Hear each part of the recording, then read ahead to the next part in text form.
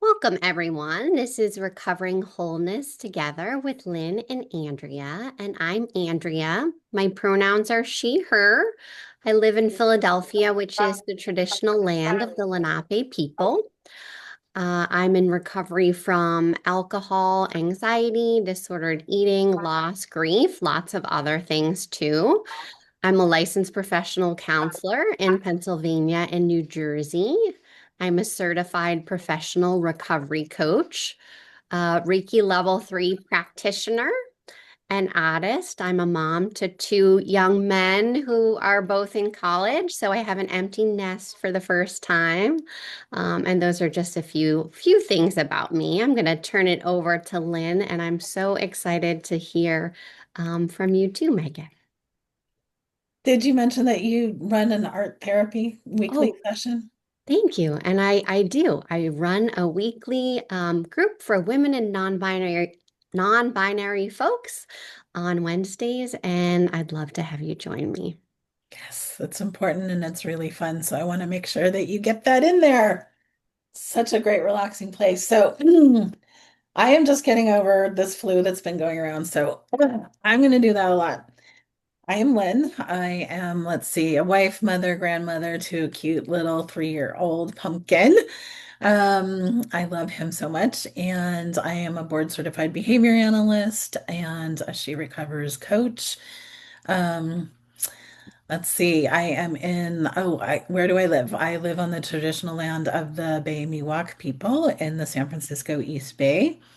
And I am in recovery from alcohol use disorder, anxiety, stress, worry, chronic illness or autoimmune conditions, arthritis, chronic pain, probably lots of other things too. Can't think of at the moment. I don't know what I'm trying to remember. But happy to be here today, especially with Meghan McGrath, who is somebody that I have known for a couple of years. And I'm going to have to look at my phone to read her bio so that I can get all of it in. But then I'm going to tell you guys why I asked her on the show. Megan is a massage therapist. Hold on, I can't read. Specializing in craniosacral therapy and owner of Unwinding Journey in Livermore, California. She's an Upledger CST, she's Upledger CST Techniques certified, a certified Upledger CST presenter, a Healing from the Core Master Certified Practitioner and Presenter, and certified in the Emotion Code. She holds a Master of Arts degree from, is that New Mexico State University? In Communication Studies, Interpersonal, Intercultural, and Intra-Organizational Communication. You are hired. She is the oldest of six and an auntie of six. She works with people in her CST practice through the entire range of life, through from pre-birth, conception, fertility issues, and pregnancy, through end of life and everything in between. Most people that find her have been through the gauntlet of Western medicine and haven't found answers that work well for them. Yeah, that's me. Megan came to CST originally as a client in 2009. She's had chronic pain and a variety of dysfunctions since about the age of 4. And her doctor once joked that she was collecting diagnoses like some people collect stamps. After some intensive CST focused client experiences, she decided to leave the corporate world and got her massage license in 2013 in California for her license to touch and started studying CST at the same time because she knew it was something she wanted to share with others. So when I met Megan, here's my story of Megan. I asked a friend of mine because I was having so much knee pain from arthritis. And in fact, my physical therapist recommended that I see a massage therapist to deal with some of the muscular stuff going on, supporting my knees. I asked a friend for a referral. My friend said, well, I know this lady in Livermore. I'm not sure she even does massage, but she does all this stuff, and you should just go see her. She's a craniosacral therapist. And I was like, oh, I don't even know what it is, but if you like her, great. Give me her number. I'll call her. So I think I sent a text to Megan and she responded and said, I think I can probably address this. It will be not through massage, it'll be through this craniosacral therapy, whatever that is. and let's just, try it and see what you think. And yeah, kind of as Megan says in her bio, you've gone through all of what Western medicine has to offer, and now you're ready to try anything that will possibly work. And that's what brought me to her. It was, just my severe arthritis in my knees and trying to get some support for that. What I have found, and even feedback that I've gotten from other people about me since meeting Megan, is that I have changed holistically. So, mind, body, soul, all of that. Megan has been just like profoundly influenced my life by the way that she does her work. And I'm going to let her talk about that. But it's not just lying on a massage table, um, getting touched physically. There is conversation that's happening. There is touch that happens, but it's not deep tissue. It's not like, we're not massaging. It's more like, mm, from my experience, and again, I'm probably using the wrong words, but it's more like guiding energy through your body, and releasing things that you don't need to hold anymore, which creates a shift in your muscles, your organs, your nervous system. And I'm not emotional. This is just flu. So sorry. And so what has happened is that I might come in thinking like, my shoulder hurts, but then through the questions that Megan asks, we end up, back in my childhood when I was 5 and releasing something that happened then that was traumatic. So that's kind of my introduction of why I wanted to bring Megan, because it just it's like this spiral that gets bigger and bigger. And so I've had profound healing in many ways, including some physical healing, but also just so much more. So that's my little TED Talk. Thank you, Megan, for being here. And why don't you, introduce yourself a little bit more and kind of run with that. Thank you for having me. I'm excited to be here and talk about my experience moving through the world and craniosacral therapy. Like you said, I've had chronic pain since about the age of 4. I did have some stuff that happened before then, but I didn't know the stories, or maybe I heard the stories as an adult. So I didn't have words for them, and I didn't understand how they were impacting my life until later. And then as I started to unfold that, I realized, wow, like we really do hold on to everything. In some capacity, it seems like my body was just holding on to everything that was happening around me. And I don't think that's necessarily everybody's experience, but I find it's a lot of people's experience. And much of it is subconscious until we become aware of it or start to try and figure out why on earth all of these things are happening. So I've been diagnosed with so many things, it's kind of ridiculous. But I fell into craniosacral therapy as a client because I had been diagnosed with a rare spinal cord disease, one of the more recent diagnoses. And I was just in so much pain. I couldn't sit down. I've told my mom I felt like I knew what a rotisserie chicken felt like because I was constantly having to move. I couldn't be in one position for more than about 3 or 4 minutes before the pain level spiked. Um, and so my mom, she was a massage therapist, but she said, "Hey, Megan, I think you need a medical massage. So go look up medical massage and find somebody who does that." That's not a thing. Medical massage isn't a thing. But I didn't know. I looked it up. What I ended up finding was a retired nurse who had a massage license and did some body work. He didn't really do massage. He did other specialties like craniosacral therapy and lymphatic work and myofascial release work. So when I went to see him, I told him what was going on, and he said, "I don't even want to touch you. I am afraid I'm going to make something worse. But I really think craniosacral therapy would be good for you based on what you're saying." I didn't even know how to say that word. So we called it CST, the abbreviation. But he said, "I am just beginning my learning on that. I want to send you to people who are advanced because what you've got going on, I don't understand." So he sent me to 2 people in the area. One was closer and one was about a 45-minute drive. She was more advanced. She was an instructor. but I couldn't sit in a car that long. I couldn't physically get to her and get back because I was in so much pain. So I started with the person close. When I went to see her, the first session, she did the session, and I walked out and called my mom, and my mom said, "How was it?" And I said, "I don't know." Well, what did she do? I said, "I don't know. She put her hands on me." She said, "Well, how you feel?" And I said, "I don't know." She said, "Well, do you feel better?" And I said, "No." And she said, "Do you feel worse?" And I said, "No." And she said, she's getting frustrated. "What do you feel?" And I said, "You know what? I feel different." And nothing to that point had made me feel different. Some things made me feel better. Sometimes that lasted a little while, often until I got in the car and got stressed out. Some things made me feel worse. Sometimes that got better, not always, but nothing made me feel different.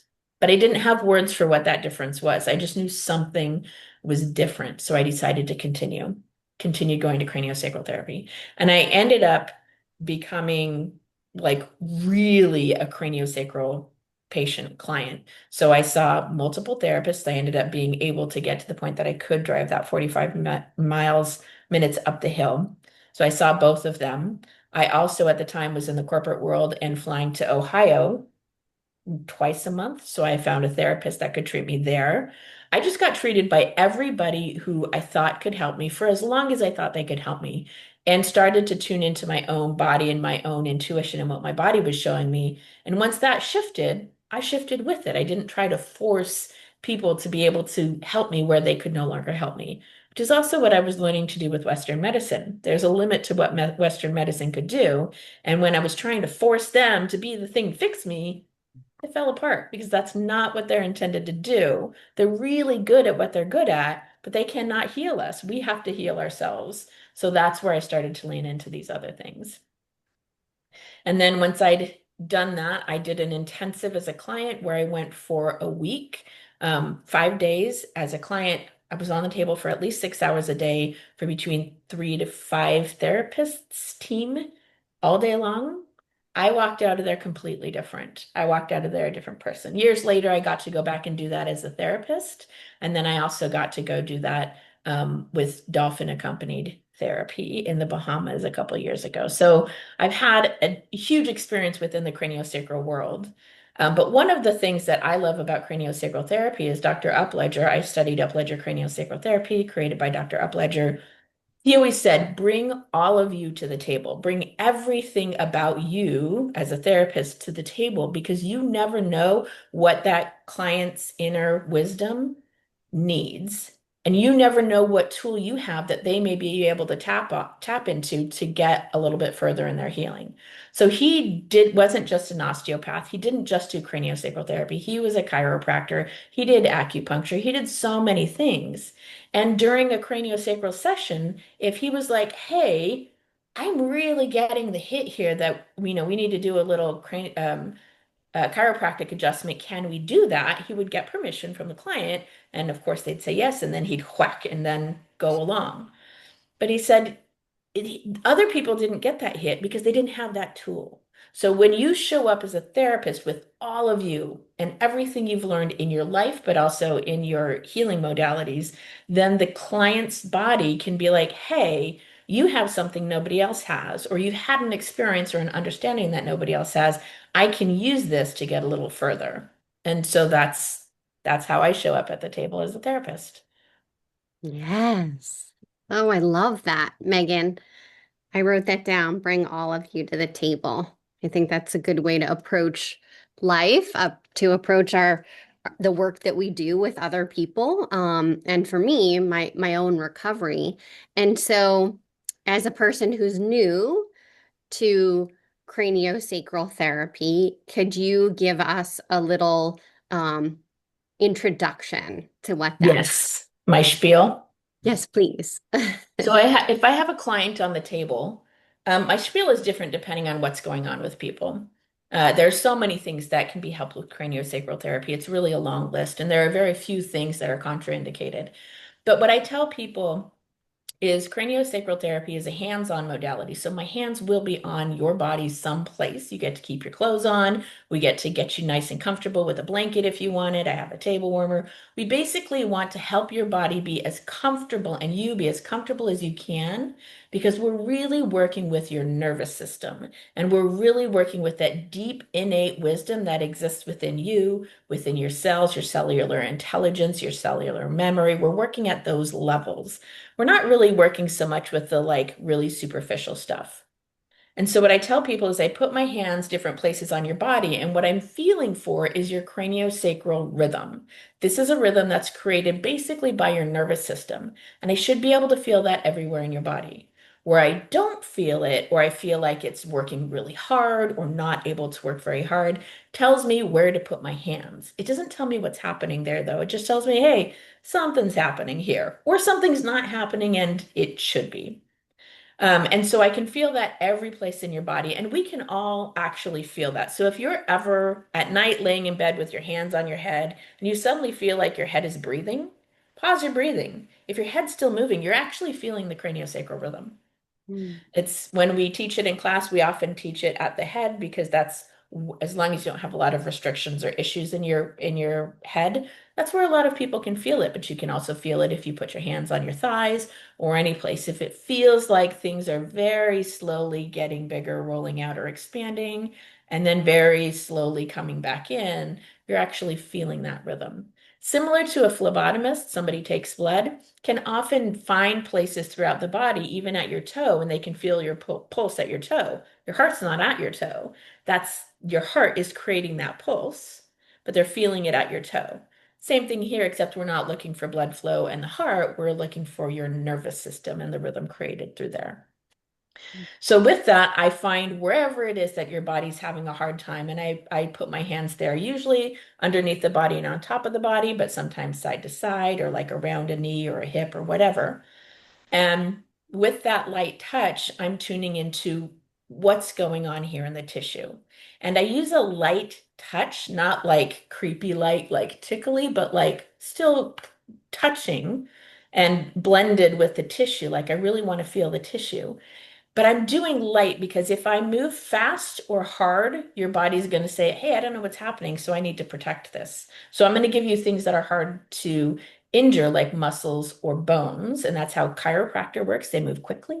And massage therapy, we press hard because we want to get into muscle. We don't want to be moving through other tissues so much. But with craniosacral therapy, I want to feel wherever your body wants me to work at, whatever layer that is. So sometimes I am on muscle. Sometimes your body takes me into a nerve or an artery or a vein or fascia or bone or an energy, little pocket of energy or any other thing.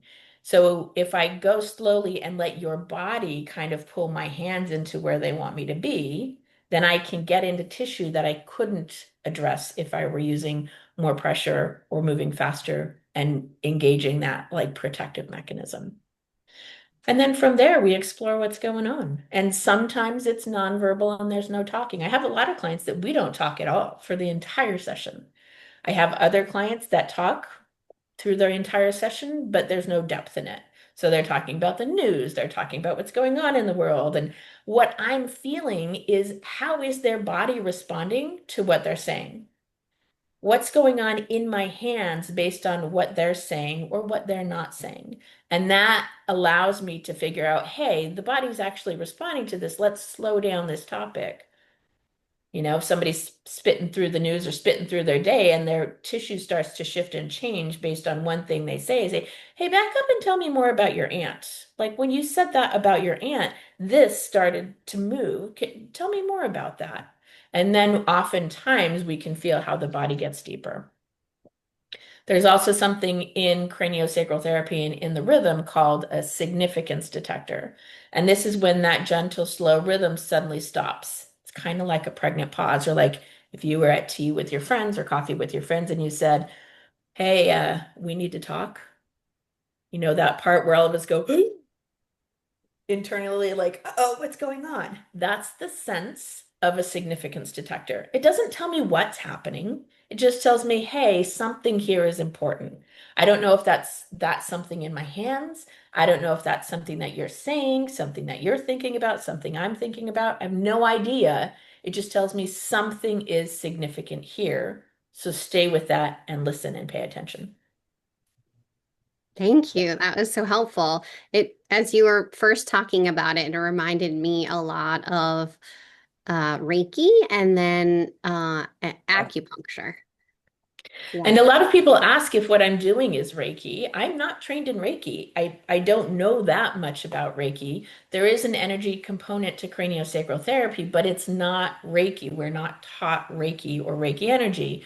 But what we are taught is how to feel what's actually happening in the tissue as these energy or whatever shifts are happening. If it's a thought pattern, if it's an old belief, if it's energy, or if it's physical changes in the tissue. Maybe somebody moves their arm while I'm holding their hip. Hey, how did that affect what's happening here? Yeah. So I can tell you that, both from experience and just from what you said, there is nothing that in Reiki that you're not doing. So you may not be trained in it, but other than the fact that you're not, there's symbols in Reiki that people are trained on. I don't necessarily feel like you need to use symbols. I think they're a great starting place, but they're not required. Um, and I've had lots of Reiki treatment, on a Reiki table, and I've had your treatment on your table. And I always call seeing Megan Reiki on steroids. So it's Reiki and then craniosacral therapy. And then it's other things that you do. And so when you say you bring all of you to the table, I know that you have other backgrounds and other training too. So one of the things that you bring to the table is shamanic training. And so I wondered if you could talk a little bit about what that was and how you integrate it, because I know that it's not something you're necessarily doing with all of your clients or all the time. It's something that you're feeling into. And it's something I think it's also one of the ways I relate to you, because as a BCBA, I have this other background in counseling, in therapy. Like my master's is in psychology. I have a school counseling credential. I have all, other background stuff, including Reiki. And when I show up as a board certified behavior analyst working with a kid with autism, I'm not just using my BCBA training. I'm bringing all of this in. And I've noticed for me that people seem to react differently to me. And they say, "You're so different than other BCBAs I've worked with." Well, that's because I'm bringing in da da da da da with me to the behavior analysis session, right? And you do exactly the same thing. So I would love to hear about the shamanic component and any of the other things that you're bringing to the table. Yeah, so I actually did some shamanic training. The person I learned from is named Hank Wesselman. He's no longer on planet, but it was an amazing experience. And I actually went to Esalen, which is in California on the coast near Big Sur, to do that training. I did a lot of my craniosacral training there. They used to do a lot of craniosacral classes there. They aren't doing it so much anymore because they're shifting their focus on that native land and with the Esalen tribe there. But I did a lot of my shamanic training there, and it was a fascinating and fabulous experience. And I grew up in New Mexico, and I grew up around the Apache Indian tribe. So I have had some experiences working with Native healers, Native American healers, that as a kid, I didn't understand what was happening. I also grew up in New Mexico. I'm half Hispanic and half Irish. So all the Irish is on the outside and all the Hispanics on the inside. But across the street from where I grew up, or from where my grandparents lived, was we called her a curandera, but it's a native Mexican healer, witch doctor is what she would have been called in the pejorative, but I didn't know what the word was. So I've had a lot of those experiences, which then informed when I went to this class to do some shamanic training, like, oh, like there's a lot of inroads to the same concepts. And so Hank was teaching a few different levels, Hank Wasserman, and specifically, we learned a few different techniques in shamanism. So what he would say or what he would have said is no true shaman would call themselves a shaman.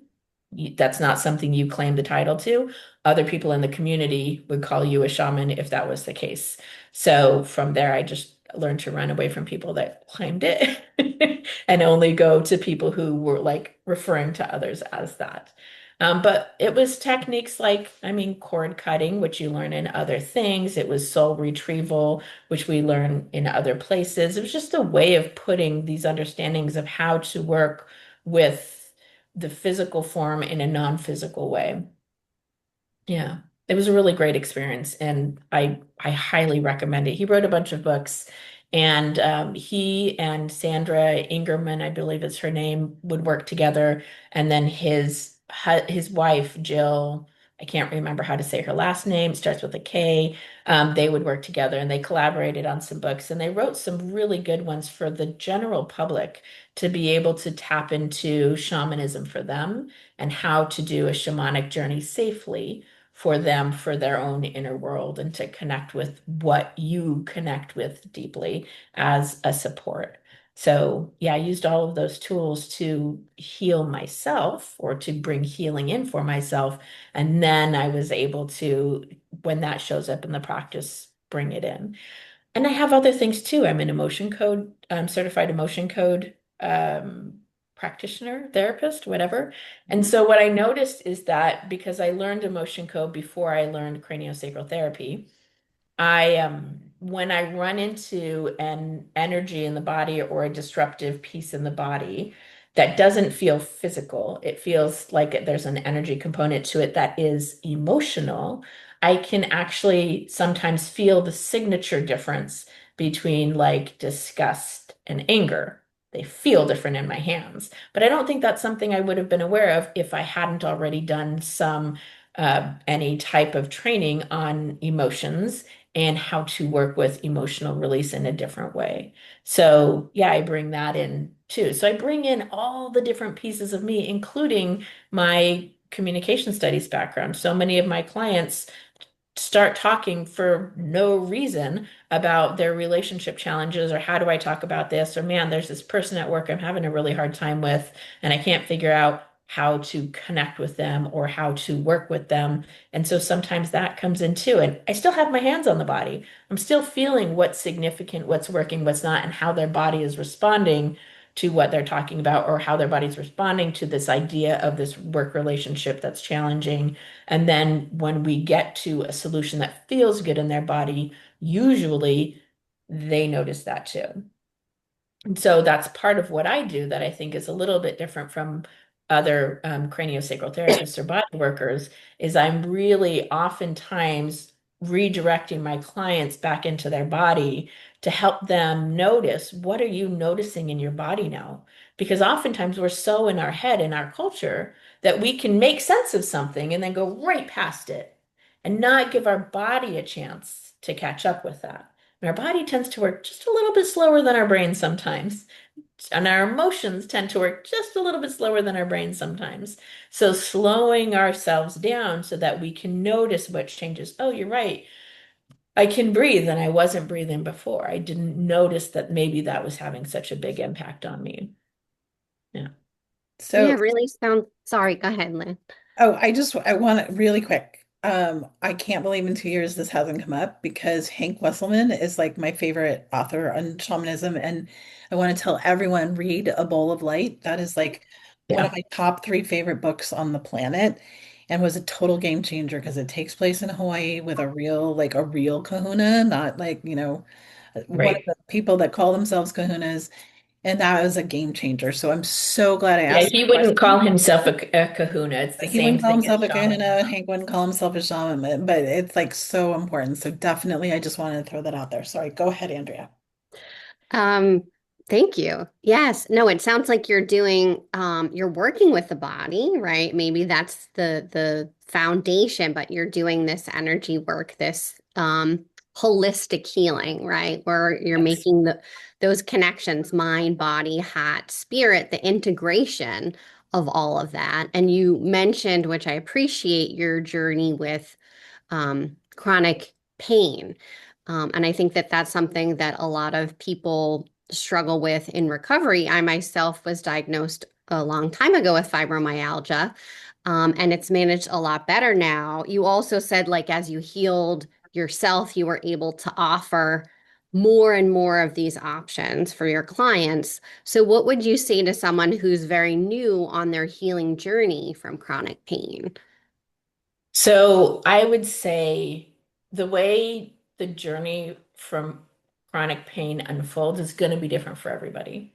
And the seeds of where that came from and where that lands in your body and how your body compensates for that is going to be different for everybody. So there's not one recipe. And if you're looking for a recipe, if you're looking for one answer that somebody has that's going to work for you, it's probably going to take you far longer. But if you're open to the possibilities, and if you're open to allowing yourself to be guided by your intuition, by your body, by your wisdom, then I think it's far easier to find the next right step for you and to know when that changes. So acupuncture was really good for me until it wasn't. And my old patterns would be to hold on to what worked, even when it was no longer working. But I was trying to learn something new. And so I let myself let go of that and let something else come in that was actually a better fit for the next piece that I needed. And then eventually acupuncture came back around and I was like, oh, hey, actually, I think it's time to dive back into acupuncture a little bit. The same thing happened with chiropractic. Chiropractic was great until it wasn't. And then I needed a different style of chiropractic. And then I needed to just pause on it completely. And it was one of those things where when I allowed myself to be guided internally, when I allowed myself to be open to the possibilities of change, whatever that was, it got bigger and better. And then for me, I also kind of gave up on the idea of healing, unfortunately, but also fortunately. I was like, you know what? Everybody, like, there's so many things going on. I don't know if I'm ever going to figure this out. But what I do know is that I still want to live my life and I want it to be better. And so I quit looking for the magic pill and the magic solution. And I just said, hey, here's what I have going on that's really hard for me. I would like this to be different, and I don't know how it can be different. And from there, I was able to be more open to possibilities of things changing. And sometimes the things that changed weren't as physical, but I felt better about it. So then I could manage the physical pain better. And sometimes the things that changed were the physical, and then the emotional components and the emotional pieces would start to arise. And I needed to have that capacity to hold them, hold those emotional pieces in like a this kind of holding, not a this kind of holding, but hold them in a way that they're supported and they could shift and change, and I could ride the waves without being sucked under or taken over by that. So building my capacity for all of the things that could show up, whether that was physical, mental, emotional, anything, and allowing those things to arise at a pace that I could handle was so important. And then having a crew of people around, physical and non-physical, that could help me navigate that was really, really important. So for me, craniosacral therapy was my foundation. It was the thing that made the most sense to me. It made the most sense in my body. And it is the thing that made the most change, difference. Not always better, not always worse, but different. And that's the piece for me that made the biggest change. And then from there, it was kind of a ripple effect. Yeah. Yeah. And I often find that with my clients that show up. I had a client that showed up with really bad headaches. If he was a friend, he showed up, we did one session, and then I didn't see him for 6 months. And I thought, oh my God, he hated it. That was terrible. I'm gonna like hide from him. And I ran into him in a grocery store and I suddenly got really self-conscious. This was early in my career. I was like, oh my God, I hope he doesn't say anything about that session. It must have been terrible. And he saw me and he lit up and he came running at me and he gave me this huge hug. He's like, oh my God, I can't stop talking about you in that session. And I was like, really? And he's like, yeah. I said, how are your headaches? He's like, oh, those didn't change. I still have them every day. And I was like, uh-oh. And he said, you know what changed? All my digestive issues went away. I didn't even know that they went away, but my pharmacist called 4 months later and was like, "Hey, you haven't refilled your medicine." It's like, "It's because I wasn't taking it anymore." And I haven't, like, he was eating Tums like they were candy all day long. He's like, "I don't buy that stuff anymore. I don't need it anymore." Whatever changed, healed what was going on in my gut in a profound way. I thought I was coming to you for headaches. That's not what I got. What I got was so much more important, and it was something that I didn't know that could change. I thought I was going to live with that forever. I was like, "Well, do you want to try and address your headaches again?" So I never know what my client's body is really working on or what they're going to walk away from. And sometimes they don't know. Sometimes it's something that will unfold over time. Yes. I I love find that too with my clients. I feel like a lot of times people will come to me because, they'll say, I really want to work on my anxiety, right? And then, we take a step back and look at lifestyle, what's working, what isn't, and really it could be the alcohol, right? Really, it could be the relationship. It could be so many other things that they maybe didn't know that they wanted to work on or needed to work on. So I think that, like you said, just being open to possibility can make space for healing. Yeah, I think the other place where craniosacral therapy is unique is that we are a functional modality, not a structural modality.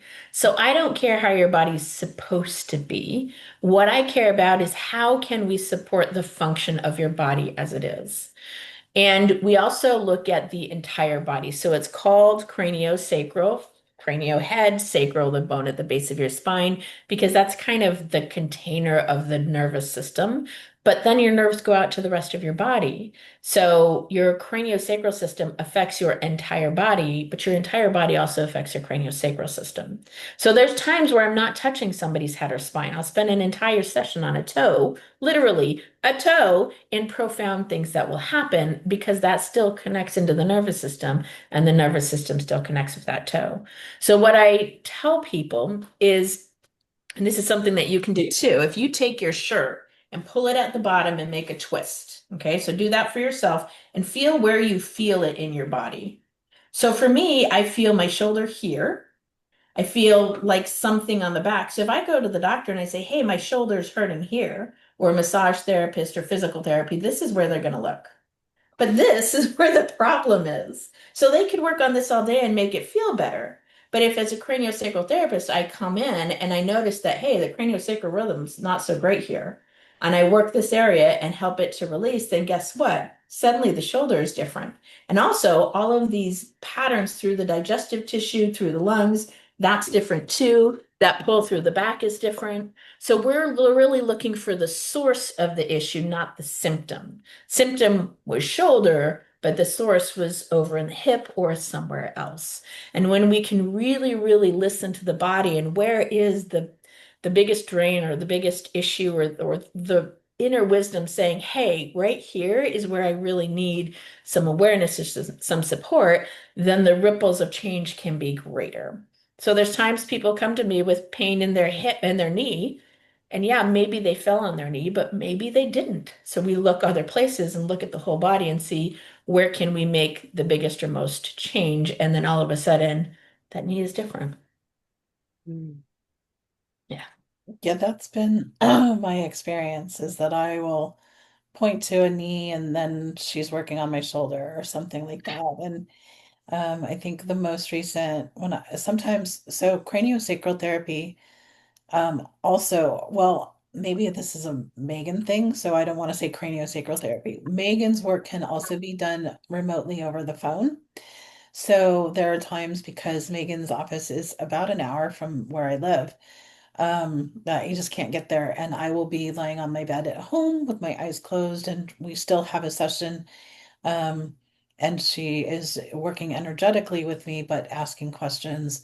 What is this part of you asking for? Or I don't want to put the words in your mouth, but um, maybe you can say just a little bit about that too, because we, our millions of viewers, I wish, but we have enough that like they're not going to be all in Livermore, California, right? So somebody else could work with you and do just as effective. Like there is no difference other than the fact that I get touched, which feels good to be lovingly touched by another human. I don't notice any other like in-person mandatory benefit. Like everything works just as well remotely with you. Yeah, so that in that case, it's actually the flip side. So I am a master practitioner of healing from the core, which was created by Suzanne Scurlock. And she's a craniosacral therapist too. She's an instructor at Upledger of SCR1 level and some of the immune response curriculum. But what she noticed when she was teaching and working with craniotherapists is that some of them could be really embodied and really present and like, wow, they approach the table and you just know. Like they get it and they're on it. And then by about day 3 of class, when we're just at our capacity, they like get thrown out and they approach the table and she's like, what happened to you? Can't you turn on that grounding? Can't you turn on your presence? And they couldn't because they didn't know what they were doing to get there. And then she had other students that would like be not so grounded or not so present, and they're trying to do this work, and she's trying to help them. And she knows that your grounded, solid presence is going to allow you to feel things that you don't feel if you're not grounded and solid and present and centered and all of these things. So she was like, there's something here that we're missing. So she developed a curriculum called Healing from the Core, which anybody can do. And she has a whole bunch of evergreen online things that were developed during COVID to, do the whole curriculum. But in there, I learned to do some of the distance healing type of work where I am really solid and present, and I bring craniosacral therapy to that. So it's kind of in the opposite. I come in a different doorway, but I still bring all of myself, including my craniosacral skills. Craniosacral therapy, if you were to talk to kind of anybody in Upledger, they would say it is a hands-on modality. It's not really something we do virtually, but we do virtual work and we bring our craniosacral selves to those sessions. So it's a virtual session, and as a craniosacral therapist, I bring that in as well. But it is a lot of embodiment and noticing the resonance and being able to track somebody else, which is something that I feel like I do really well when I'm working with clients on the table, especially those that have trauma history, which all of us do, but not all of us know. I can tell when I'm working with somebody that they're suddenly not present in their legs. We've lost access to an important part of our body, and I can help, like, hey, can you wiggle your toes? Can you find your legs? Can you take a breath? Feels like we've lost your spine. You're kind of coming in front of yourself. And so with my hands on, I can feel that, but I can also feel that in my own presence awareness. And when I'm virtual on the phone or on video, I can do that too and help guide people to come back in, which is a piece that I bring into my emotion code sessions that I do virtually, which allows that to be a little bit different than people who do emotion code but don't have that component. Because the more present you as a client are, the more centered you as a client are, the more your body can then address and release on its own without needing a lot of extra support. So that presence piece, that awareness piece, that centered piece comes in and it allows everything else to be a little bit more profound. Yeah, it's another one of those pieces where bring all of yourself to the table and or the phone or the video and see what happens from there. And it's all Reiki. I'm And gonna I say, tell people do all you the agree, time. Andrea, though? Do you agree? Yes, Like yes, everything she's saying sounds like what we do. yes. Yeah, it really sounds like Reiki to me. And it sounds like the work that you do, it's it's to the client's benefit and yours. You get more information the more grounded you are, right? So in your Yes. own healing, I'm thinking like, what are some of the other things that you do to take care of yourself? I imagine that you have some wellness practices that help to serve both you and your clients ultimately. I do. And I tell people all the time, you know what? We're all doing the same things. We are all standing in the same room. We just came in different doors and we're looking out different windows and we have different words to say and explain what it is that we're doing. So I do think all of us healing in the healing world are standing in the same room. We're just not aware of what door we walked in through. So for my own practice, I do a lot of embodiment work and centering, grounding through a variety of teachers. Suzanne Scurlock is a really big, profound one for me. But I also get on the craniosacral table myself. I have therapists around me. Um, I mentor craniosacral therapists and do study groups, and then I also teach 1 and 2 day classes. I have a 1 day intro class coming up the end of March here in Livermore for the average person. Anybody can take it to learn a little bit about feeling the rhythm and how to do a couple techniques.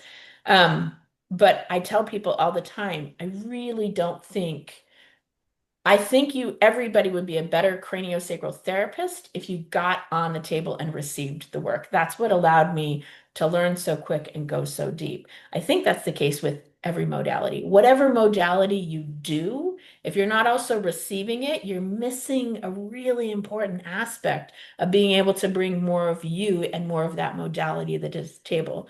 So it drives me bananas when I work with a massage therapist who doesn't receive massage or an energy practitioner who doesn't receive energy. Like, and don't just trade, pay for it. There's just a difference. If you can't afford it, then yes, trade, but pay for it too. Anytime I travel, I look for who's in the area. Who can I receive from? Because if you're bringing all of you to the table, no matter what your training is, I'm going to get something different from you that I couldn't get from the people that I'm working with now. So I receive a lot of body work. And then I have some health challenges going on right now that are resurgences from what was happening 15 years ago. So I am like deep dived back in for the last year into body work, receiving it so that I can also continue to move in the world and practice, have my own practice. But craniosacral therapy still, more than 15 years later, I think we're at 17 years now, is the primary modality that I receive to help me move through the world and my ongoing healing. I don't think we're ever healed. And Dr. Upledger would say you're never healed. If you're healed, if you've healed everything, if you've done everything you're here to do, you got about 7 minutes left to live because that's how long it takes for your organs to shut down. So it's an ongoing thing because we're moving in the world. We're humans. We have relationships, we have jobs, we have things we have to do. We get in cars and planes and trains, we take walks, we do lots of things to move in the world, and that is always going to then impact us. And some of us have enough resilience to be able to deal with that, but most of us, we're at capacity or beyond capacity. And so we need that support. Yeah. Does that answer your question? Yes, yes. Thank you so much. I Mhm. couldn't agree more. I remember when I went back to grad school to for counseling to be a therapist, and I would meet other students in my classes who had never been to therapy, who were not currently in therapy. It just was yes, mind-boggling. So I couldn't agree with you more. I think it's important to receive services and to receive them from different folks because we do learn something from everyone. Yeah. Even if it's not what what not to do. True, that's Yeah. true. Or yeah, I don't like that in part that piece of the environment. Like I couldn't have that kind of speaker or that kind of light in my office. That wouldn't work for me. Yeah, we learn a lot. Mhm. Yeah. Do you Thank have you. other questions for me?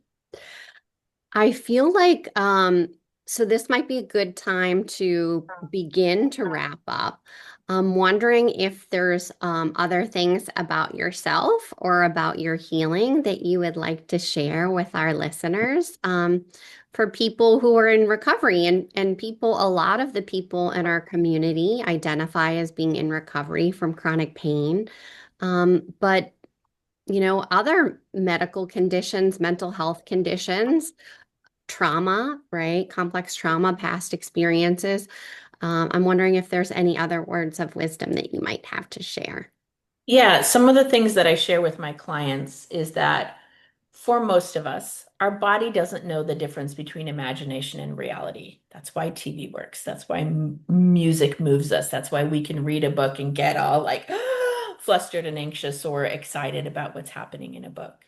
If we see it, if we hear it, it can and usually does affect us physically, whether or not we're aware of it, which means we can use that to our benefit. Unless we're telling ourselves, that's not real, that's not real, that's not real, it's going to affect us. So we can use that to our benefit. And when we start looking at or paying attention to or bringing in things into our lives that we actually want to feel or we want to resonate with, we will. So sometimes that means I can't get to the ocean every day. I don't get to the ocean that often, even though I'm only about an hour and a half away, but that doesn't mean I can't connect with it. So if I'm having an anxious day or I'm having a high pain levels day, I'm going to allow myself to pretend like I'm sitting on the beach. And I bring as many of my senses into that as possible. And my body responds to that. My nervous system responds to that.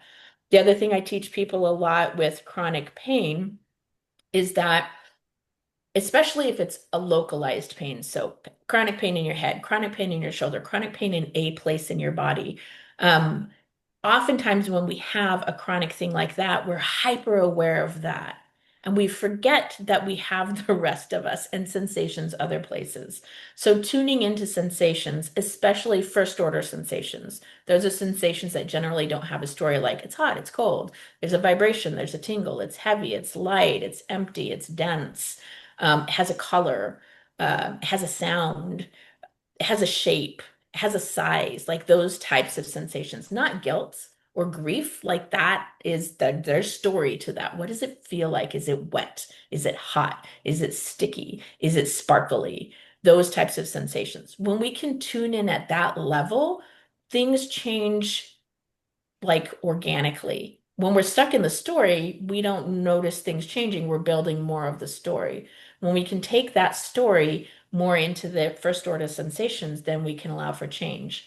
So if I have a client who has chronic headaches, which I used to have, or chronic pain in a place, I have them become aware of their feet. Become aware of your toes. Can you wiggle your toes? Do you feel them independently, or does it feel like you have two blobs at the top of your feet called toes? Can you feel all 10 toes? Can you feel where your toes touch other toes? Can you feel where your toes connect with your foot? Can you feel the ball of your foot different than the heel of your foot? What can you feel down there? And as my clients, and even just as I was talking about that, I could feel you ladies doing that with your feet, things started to settle. Mm. So if you can become aware of your feet, when you become aware of those sensations there, it takes some of the focus around the place where there's the chronic pain or the anxiety. This is really good for anxiety too. It takes some of the focus away from there, and it reminds us that there's more to us than the anxiety. There's more to us than the pain. There is something else I can feel that is not that. And our toes are the first this thing away from the head or the upper body, which is a lot of where pain comes in. And so it can be really helpful to take it there. Now, if your toes and your feet are one of the places with chronic pain, that's not the place to put your attention. Maybe try your fingers, or maybe try your shoulder or your lips or someplace else. Pick a part of your body that doesn't have that sensation and see what other sensations you can feel there. And when we do that, even when I have my hands on clients, I notice their nervous system starts to regulate differently. It is a profound thing that can happen through the nervous system. It happens through the breathing, it happens through a lot of things. So I'm constantly like, hey, let's see what else you can also feel today. Because when we're in the chronic pain cycle, it's really hard to become aware of anything other than that, which builds that. It gives all of our power to that. And it's important to remember that you can experience other things also. There are other things that are also happening, and they are just as valid and important, even if they're not screaming as loud. Those are two really great tools. Thank you for sharing that. You're welcome. Thank you, Megan. So Megan's website is unwindingjourney.com. Is that right? Yes. I think I've been there enough scheduling my appointments. So I would just like to close with this thought. You mentioned and you're talking about your own personal journey to all of this, that when you very first went to craniosacral therapy, you were not sure that you could even make it that 45-minute drive to the therapist. Um, and it totally reminded me that I had forgotten that 2 years ago, I was crying in my car driving to your office for the first time and saying to myself, I don't even know if I can get to her office. I don't know if I can drive myself that far. And the gift is that I had forgotten that. It's clearly not a problem anymore. right? I don't remember it at all until you brought it up. Yes, now if I sit in a car for 3 hours or 6 hours or whatever to go on long drives, I will feel uncomfortable. But I'm not, crying trying to get to a 45-minute appointment. That those days are gone. And I haven't done other therapy. So that's just like, a testimony to how effective this has been. So thank you from the bottom Thank of my you. heart. My family, I'm sure also thanks you. And it's been really great to talk to you in this capacity so I can get to know you as well. Well, thank you for showing up because, like I tell everybody, tools only work if you use them. So the work that I do only works when people actually show up. So thank you for showing up. Of course. Yeah. Thank you, Megan. This was such a wonderful conversation. I'm so happy to have met you. Thank you. It was nice to meet you too. Right. Well, thanks everybody. And Megan's info will be under the YouTube description, and we will see you again next month.